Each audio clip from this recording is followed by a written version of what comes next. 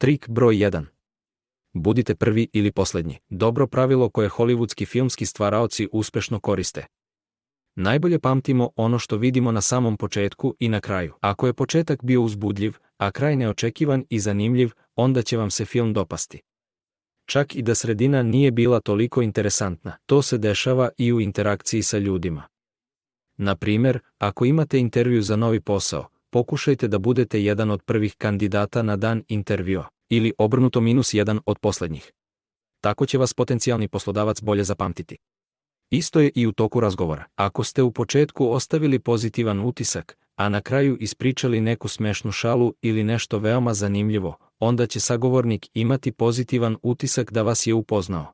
Čak i ako je nešto pošlo naopako tokom razgovora. Napišite svoj omiljeni film u komentarima. Bez obzira na film, siguran sam da ćete biti oduševljeni završetkom. Broj 2. Odraz u ogledalu. Kako će se to sigurno dopasti sagovorniku, čak i ako je u pitanju osoba koju jedva poznajete? Pokušajte da imitirate njegovo ponašanje. Tokom komunikacije pokušajte da pravite slične gestove, izraze lica ili govorite istom brzinom govora. Univerzitet u Njujorku je uradio mnogo istraživanja o ovom efektu kameleona. Eksperiment je pokazao da ljudi podsvesno pokazuju simpatije prema sagovorniku sličnog ponašanja. Volimo ljude koji su slični nama samima. Možete ga koristiti na važnom sastanku ili da dobijete odobrenje sagovornika. Broj 3. Ako želite da osvojite stranca za samo nekoliko sekundi, koristite jednostavan life hack. Pokušajte da uzmete u obzir boju oka vašeg sagovornika. Ovo je odličan trik za one koji imaju problema da uspostave kontakt očima. Da biste odredili boju očiju, potrebno vam je samo 3 do 5 sekundi. Ovo je dovoljno da izazove saosećanje. Duži kontakt očima može dovesti do napetosti.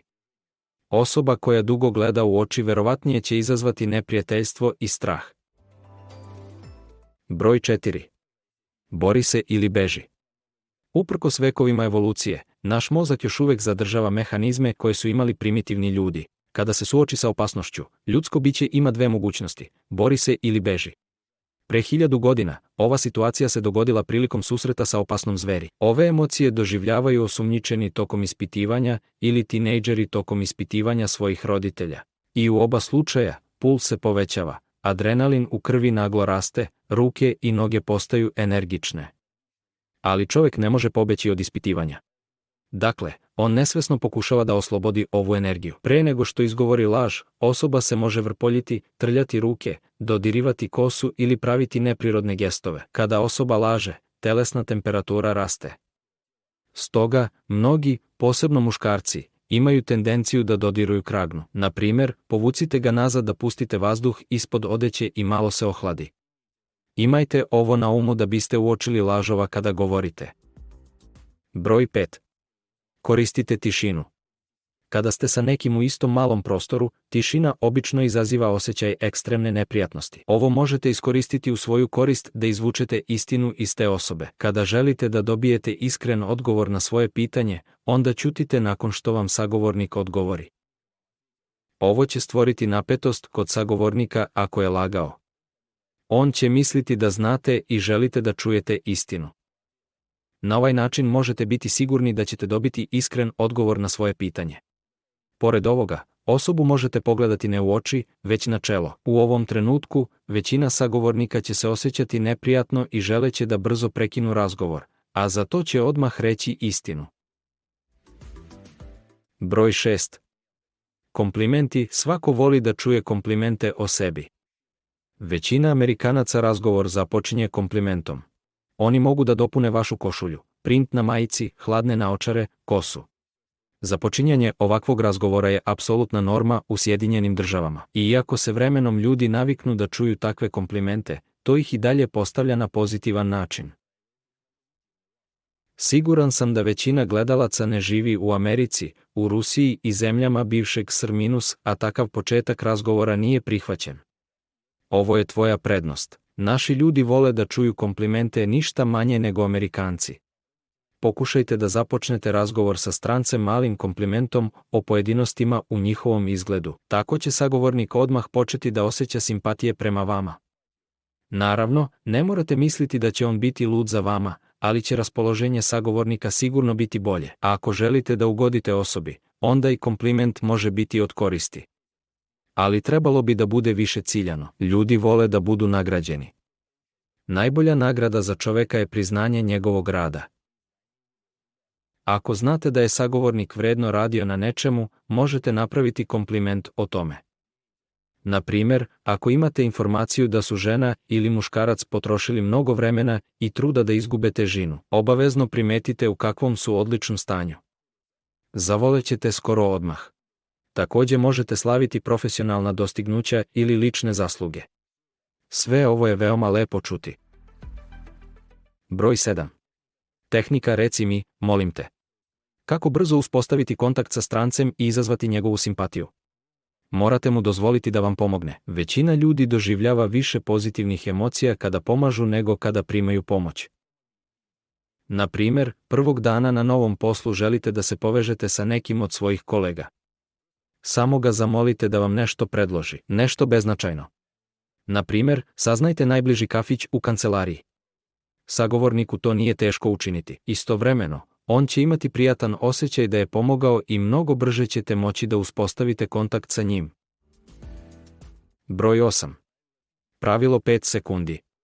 Prema psiholozima, kada smo u kontaktu sa strancem, potrebno nam je samo 5 sekundi da shvatimo da li nam se sviđa ili ne. Ako želite da dobijete poštovanje i simpatije od stranca, onda morate unapred razmisliti o tome. Dve glavne stvari na koje će sagovornik obratiti pažnju pri prvom kontaktu su izgled i držanje. Govoreći o izgledu, pre svega mislimo na odeću. Princip oblačenja kao svi ostali je pogrešan, jer prestajete da se nekako izdvajate od ostalih. Tada će biti prilično teško izazvati simpatije i interesovanje u odnosu na vas u prvim sekundama. To ne znači da odeća treba da bude skupa i napeta.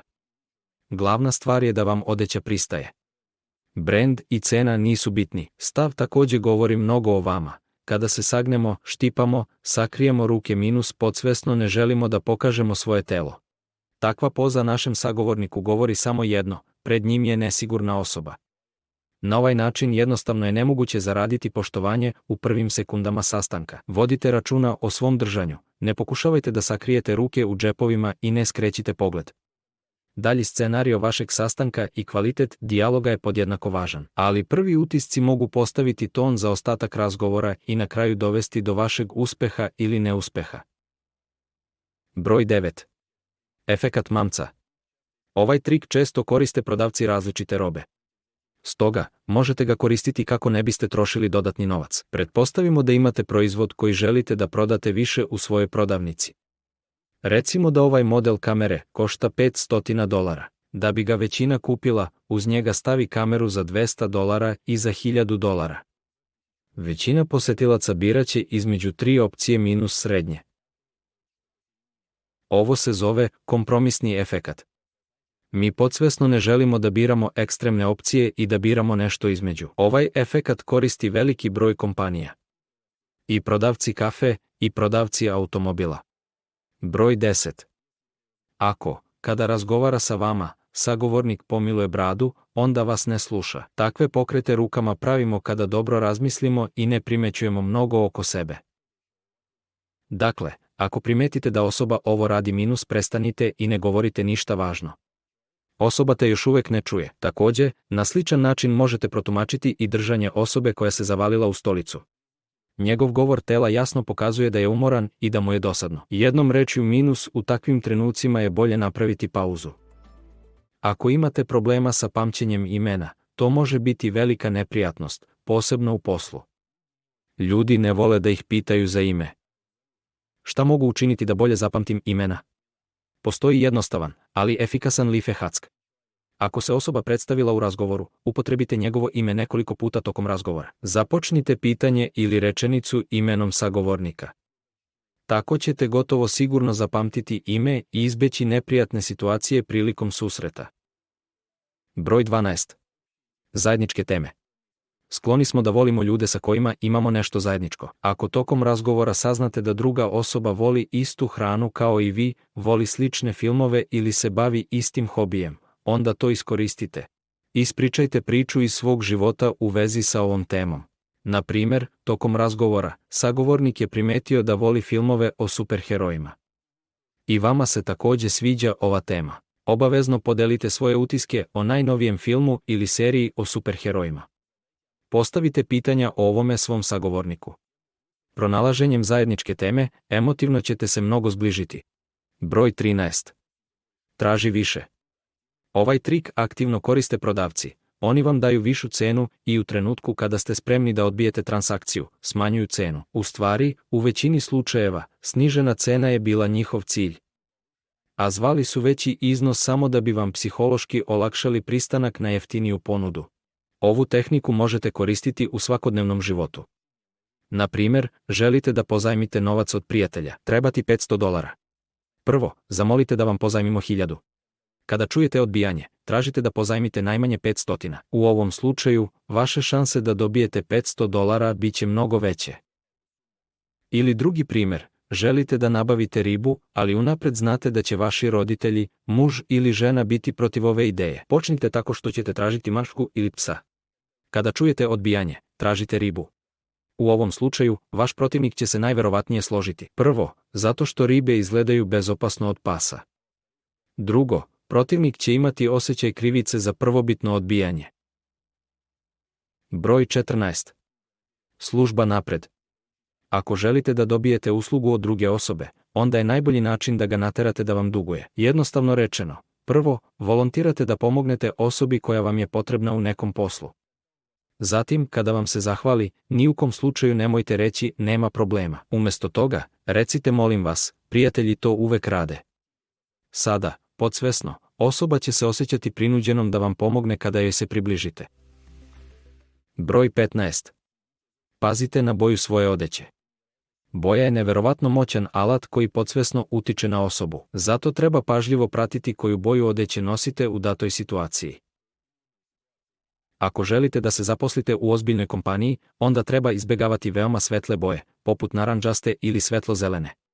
Ovo će uplašiti potencijalnog poslodavca. Također je vredno podsjetiti na cipele. Jasno je da mora biti čist i uredan. Također, peta je od velike važnosti. I za muškarce i za žene, osim što izgledate viši, potpetice daju više autoriteta. Ljudi imaju tendenciju da gledaju na ljude koji nose štikle kao na profesionalnije i iskusnije. Broj 16. Počnite sa malim. Ovaj trik je koristan kada komunicirate sa drugim ljudima i kada radite stvari sami. Ako znate da morate da uradite veliku važnu stvar, onda su velike šanse da se mozak tome odupre svom snagom i da jednostavno ne možete da počnete. Dobro je početi sa malim. Na primjer, recite sebi, radit ću samo 20 minuta. Velika je verovatnoća da ćete posle 20 minuta rada nastaviti ono što ste započeli. Također možete podeliti jedan veliki zadatak na nekoliko malih delova i raditi pomalo svakog dana. Ova tehnika se može primijeniti i na druge ljude.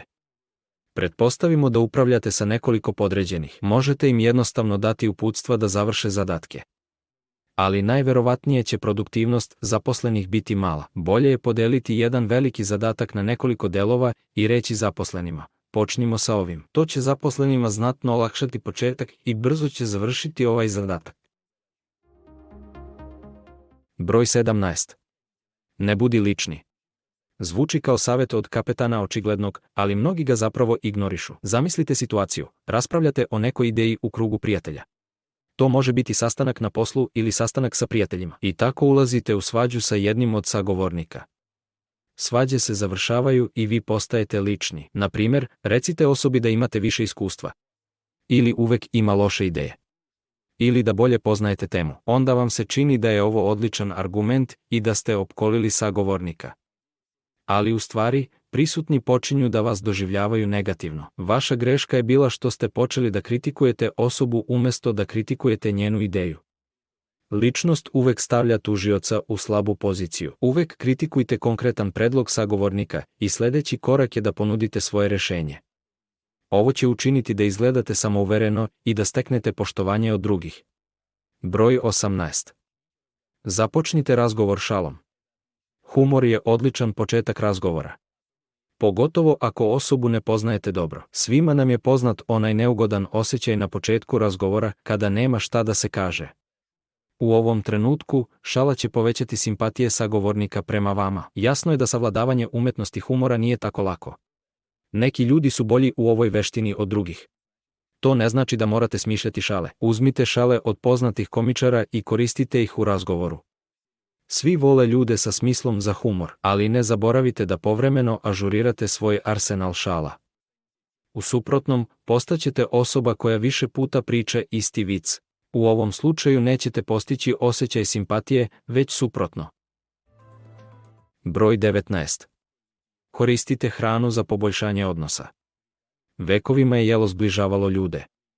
Ozbiljne svađe i obračuni se retko dešavaju tokom obroka. Ako znate da svom radnom kolegi ili voljenoj osobi morate da kažete neprijatnu istinu, uradite to za vreme obroka. Tokom obroka ljudi su veoma zauzeti kako bi u potpunosti odgovorili na informacije. Zbog toga će neprijatne vesti doživjeti mirnije nego sa punim fokusom na razgovor. Izbor lokacije može poboljšati ovaj trik. Ako jedete u gužvi, prisustvo drugih ljudi će biti dodatna prepreka da biste izbegli svađe. Glad također izaziva nervozu. Dobra ideja je dati sagovorniku nešto da pojede pre nego što mu saopštite lošu vest. Tako će njegov stav biti mirniji. Broj 20. Zbuniti i ubediti. Poznato je da je za ubeđivanje protivnika potrebno ne dati priliku da razmisli o izrečenom. Na primjer, možete pokušati da govorite brzo ili da zbunite protivnika. Pretpostavimo da morate nešto da prodate strancu za $5. Recite cenu u centima. U početku će osoba biti zbunjena u pokušaju da izbroji 500 centi u dolarima. Ovo će nastaviti da komunicira sa vama. I tada će mu se cena od $5 u poređenju sa 500 centi činiti sasvim beznačajnom. I veća je verovatnoća da će kupiti vaš proizvod. Broj 21. Želite da dovedete stvari u red u svom životu - počnite sa čišćenjem sobe. Zvuči kao jedan od onih beskorisnih internet citata, ali to je čitava naučna teorija koja funkcioniše. Postoji naučni fenomen koji se zove teorija razbijenih prozora. Pojavio se 80-ih godina u Njujorku. Sociolozi su primetili da manji prekršaji pre svega dovode do kriminala u gradu. Što je više razbijenih prozora, džeparoša i ostalih sitnih huligana, to su teža krivična dela. Tokom borbe vlasti sa sitnim prekršajima, opšta kriminogena situacija u gradu počela je da se popravlja.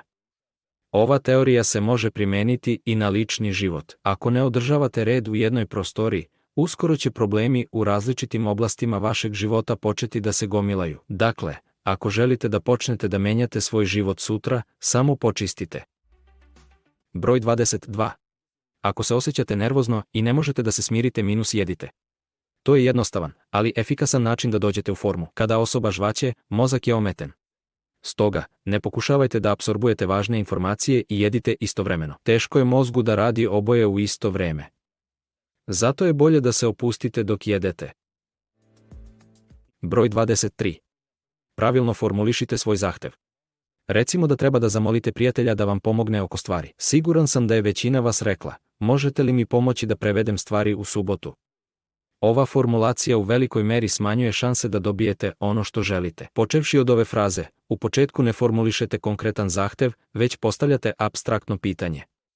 Zbog toga je mnogo lakše dobiti odbijenicu. Umjesto toga, pitajte konkretno: molim vas, pomozite mi da prevedem stvari u subotu. Ova vrsta zahteva dramatično povećava vaše šanse da dobijete saglasnost.